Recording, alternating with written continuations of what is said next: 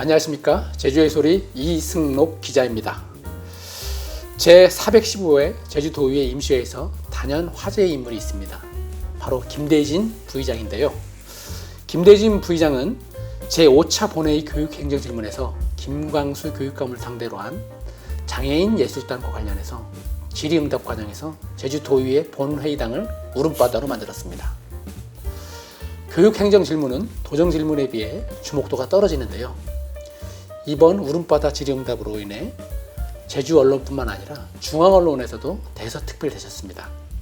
오늘 이슈 인터뷰에서는 장애인과 보건복지에 큰 관심을 가지고 계신 김대진 부의장님을 모시고 얘기를 나눠보도록 하겠습니다. 안녕하십니까? 안녕하세요. 부의장님. 반갑습니다. 예, 반갑습니다. 예, 질문 좀 들어가겠습니다. 예. 우리 서귀포시는 전통적으로 민주당 텃밭으로 여겨지고 있는데 지난 지방선거에서 우리 중문 지역을 빼고 동지역에서는 우리 김대진 부의장님이 민주당 합판으로 유일하게 당선되셨습니다. 예, 예. 혹시 서귀포 분위기가 바뀌는 건 아니죠? 바뀐 건 아니고요. 그 당시 대선 끝나서 바로 직후여서 좀 그런 분위기가 있지 않았나 그렇게 생각하고 있습니다. 아, 예, 그렇습니다.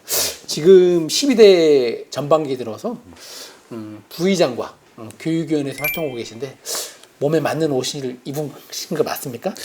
예, 제가 생각하기엔 활동이 맞고 안 맞고를 떠나서 책임과 역할이 주어진다면 최선을 다하는 게 중요하다고 생각합니다. 부의장의 역할과 교육위 활동을 하기 때문에 일반 의원님보다는 정말 바쁘게 움직이고 있습니다. 먼저 부의장의 역할이 의장을 잘 보좌하는 것을 최우선으로 두고 있고 의원님들과 소통해야 하는 역할이 있고요. 그 교육위에서는 교육복지에 관심을 두고 우정 활동을 하고 있습니다.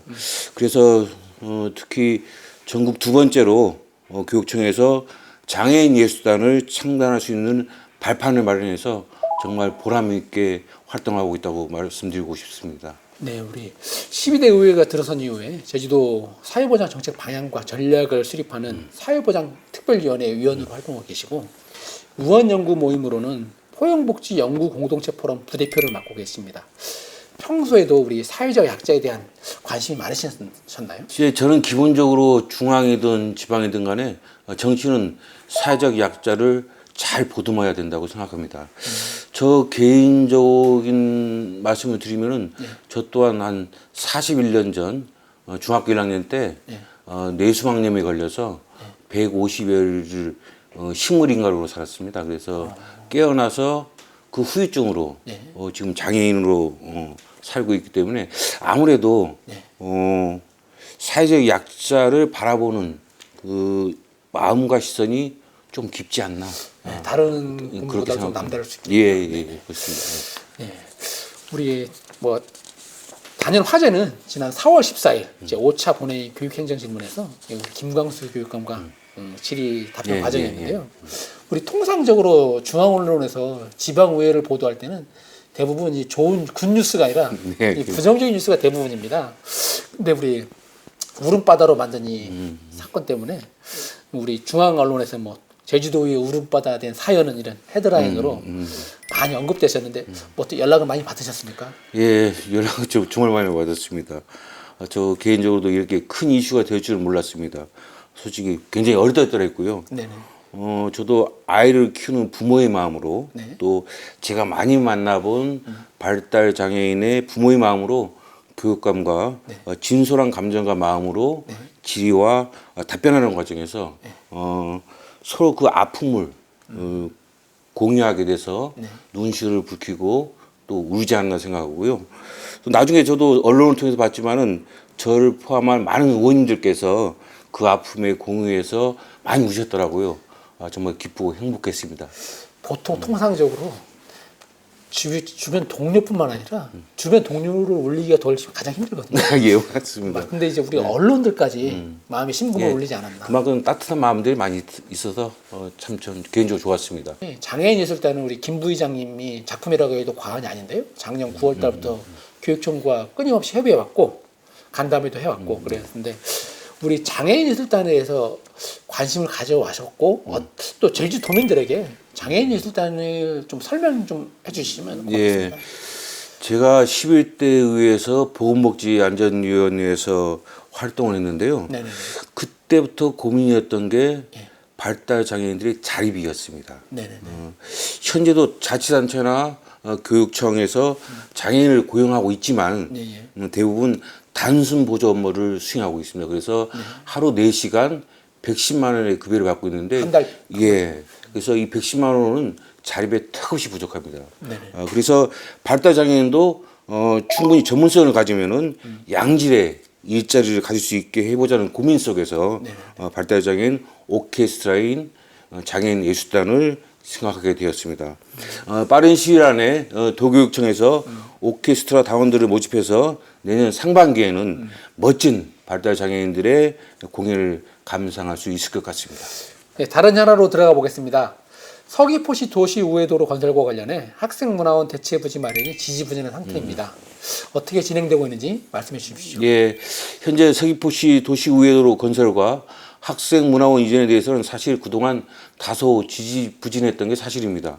그러나 도본청에서 학생문화원 이전 부지로 삼매봉 공원 부지를 교육청에 제안했고 교육청도 긍정적으로 받아들였습니다. 다만 그 대체 부지에 보전 녹지 지역이 포함되어 있어서 건물 신축이 가능한가에 대해서 서귀포시에서 용역을 맡겼습니다. 그 결과가 기존 시설이 차지하는 면적을 대폭 축소하는 내용으로 조성 계획을 변경 고시하였습니다. 그러면 이제 학생문화원이 삼매봉 공원 부지로 가게 되고, 그다음에 서귀포시 도시우회도로는 이제 좀 탄력을 받게 됐다. 속도를 빨리 낼 것으로 보고 있습니다. 아, 예, 그렇습니다. 예.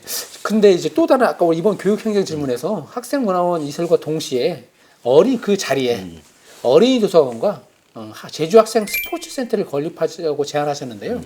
우리 교육청 집행부의 반응은 어떻습니까? 예. 앞서 말씀드렸지만 서귀포 학생문화원 이설의 많은 부분이 진행되면서 그만큼 이전이 빨라질 것으로 보고 있는데요. 제 생각에는 그 이전이 결정된과 동시에 기존 서귀포 학생문화원의 부지 활용에 대해서도 논의가 같이 진행이 돼야 된다 보고요. 현재 서귀포 학생문화원은 그 위치는 접근성이 좋아서 학생들에게 유익한 교육 여건을 제공해 줄 수 있는 최적의 공간입니다. 그래서 저는 지난 교육행정 질문에서 어린이 도서관과 첨단 과학기술을 활용한 제주 학생 스포츠 센터를 건립하자고 제안했습니다. 이에 대해 교육감께서는 일단 활용 방안에 대해서는 열어놓고 다양한 방안을 찾아보겠다 이런 말씀하시기 때문에 앞으로 교육감님과의 좋은 소통을 통해서 가장 좋은 그 방안을 찾아보도록 하겠습니다. 예, 알겠습니다. 또 이 경계선 지능 학생이 우리 실제 학교 현장에서는 알려진 숫자 이상으로 많다고 합니다. 하지만 우리 제주도 교육청에서는 구체적인 통계도 없고 맞습니다. 네. 제대로 파악도 되지 않다고 지적도 하셨는데요. 우리 교육청 어떻게 대안을 마련해야 된다고 보십니까? 예, 이 경계선 지능 학생은 일종의 인지장애로 인지장애 하나로 평균 IQ가 70에서 84인 학생으로 학업에 굉장히 어려움을 겪는 학생을 경계선 지능 학생이라 합니다.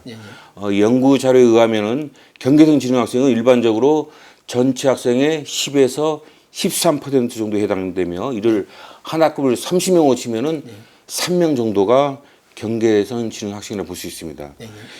이 연구 결과에 따르면은 제주 전체 학생으로 보게 되면은 약 8,000명 정도의 학생이 경계선 지능 학생이라고 볼 수 있을 것입니다. 교육청에서는 아직까지 실태 조사 등을 실시하기 이전이어서 지금 현재는 65명의 경계선 지능 학생에 대한 지원에 그치고 있는 게 현실입니다. 경계선 지능 학생은 체계적인 교육을 받는다면은 호전될 수 있지만은 그렇지 못한 경우에는 지적 장애 판정을 받을 수 있는 게 교육이 제대로 안 되면 그게 큰 걱정입니다. 그래서 그 학생들도 문제지만 경계선 지능 학생 같은 경우는 학교를 졸업해서 성인이 되었을 때 사회생활에 적응도 하지 못하고 그리고 범죄의 피해자가 될 확률이 아주 높습니다. 과거에 보면은 염전 노예 기사가 심한, 났습니다. 그게 바로 경계성 지능 성인이 상황이라고 보시면 될 겁니다. 우리 교육청에서 보다 더 많은 관심과 많은 관심을 지원이 줘야 필요합니다. 지원도 필요하고 체계적인 교육이 필요합니다. 그러면 애들이 호전될 수 있거든요. 예. 교육을 더 해야 된다는 예. 진짜 말씀을 알려드리겠습니다. 체계적인 교육이 필요합니다. 네네. 우리 마지막으로 우리 제주 도정과 교육 행정에 대해서 당부하고 싶은 말 있으면 해주시죠. 우선 시대적으로 도청과 교육행정이 아이들 돌봄 등 협력해야 할 사업과 정책들이 많아지고 있습니다. 서로 잘 협력해서 아이들을 돌봄뿐만 아니라 사회적 약자인 장애인, 여성 그리고 어르신 등에게 좀 더 안전한 제주 그리고 좀 더 나은 복지 혜택이 돌아갈 수 있도록 두 기관의 협치를 부탁드리겠습니다. 그 가운데 우리 김대진 부회장님이 있었으면 좋겠습니다. 예, 당연히 감사합니다. 열심히 하도록 하겠습니다. 지금까지 교육위원회 소속 김대진 부회장님과 함께 장애인과 교육행정에 대한 얘기를 나눠봤습니다. 우리나라에 등록된 장애인 10명 중 9명은 각종 질병과 사고로 인한 후천적 장애를 가진 것으로 조사됐습니다. 평범한 사람들도 사고나 질병으로 장애인이 될 수 있다는 말입니다. 4월 20일은 장애인의 날이었습니다. 차별이 아닌 배려와 존중이 더욱 필요할 때입니다. 이상 이슈 인터뷰를 마치겠습니다. 수고하셨습니다. 감사합니다. 고맙습니다.